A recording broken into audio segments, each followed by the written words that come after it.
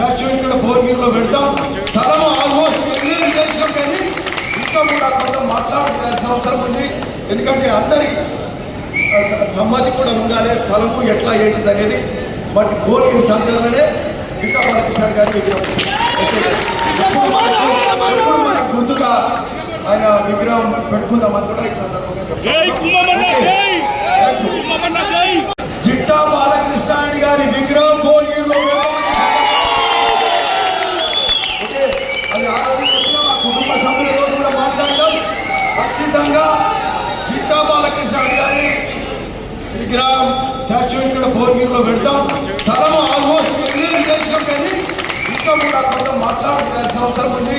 ఎందుకంటే అందరి సమ్మతి కూడా ఉండాలి, స్థలము ఎట్లా ఏంటిది అనేది. బట్ భువనగిరి సెంటర్లోనే ఇంకా బాలకృష్ణ గారి విగ్రహం